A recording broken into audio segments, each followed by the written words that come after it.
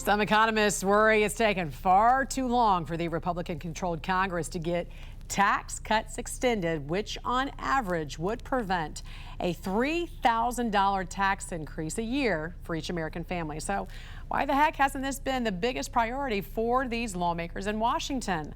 Well, joining us this morning to discuss is former White House economic advisor Steve Moore. Good morning to you, Steve. Great to see you this morning. I think we're going to see you here in a minute.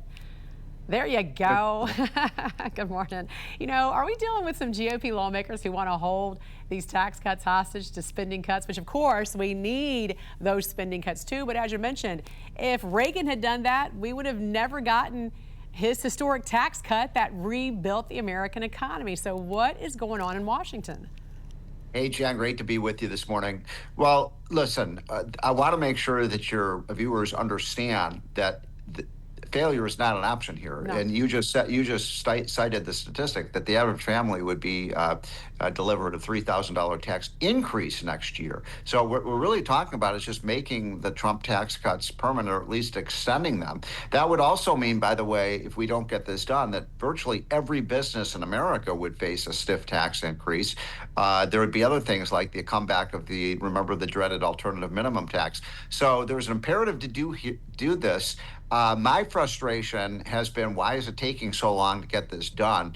This is something that Trump has said he'd like to get done in the first 100 to 150 days. The clock is ticking. Right. And one other quick point, Jen, the longer this takes, the more there's a risk that they might not get it done. And Wall Street is getting very nervous about that. You showed earlier just on the show that we've hit all-time highs on all of the indexes. But, if they don't get this tax cut done, I think you could see a collapse of the market. So there's so much at stake here to get done. Yeah, it seems like a no-brainer. It seems kind of easy. You did quote the great modern philosopher Spike Lee, do the right thing. Do the right thing. Speaking of which, can we talk about what DOGE has uncovered? Shouldn't we be able to trim the budget with just the sheer amount of fraud and waste that's already been found on the books?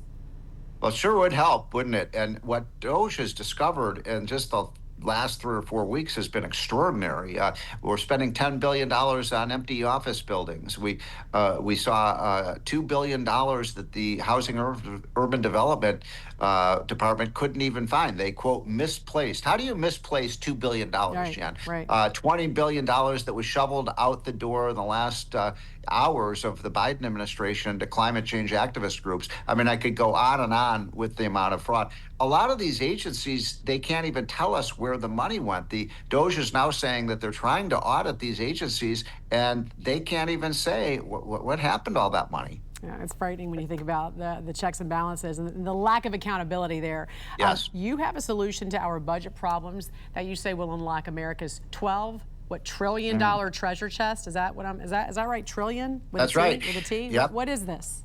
So everyone knows we have massive amounts of energy in this country, and we are going to be doing drill, baby, drill. But another part of our economy that really needs to be rejuvenated is we have more mines and precious minerals of any country in the world, in the states like in the mountains of Montana and Colorado and the Dakotas and Utah. We've basically had a moratorium on mining in this country for the last 20 years, and we should revive that industry. It's just so interesting because we get a lot of the minerals now from countries like China and Russia and other countries that are not exactly friendly to the United States. So why not become self-sufficient in these minerals? We could, as I said, there's about $12 trillion.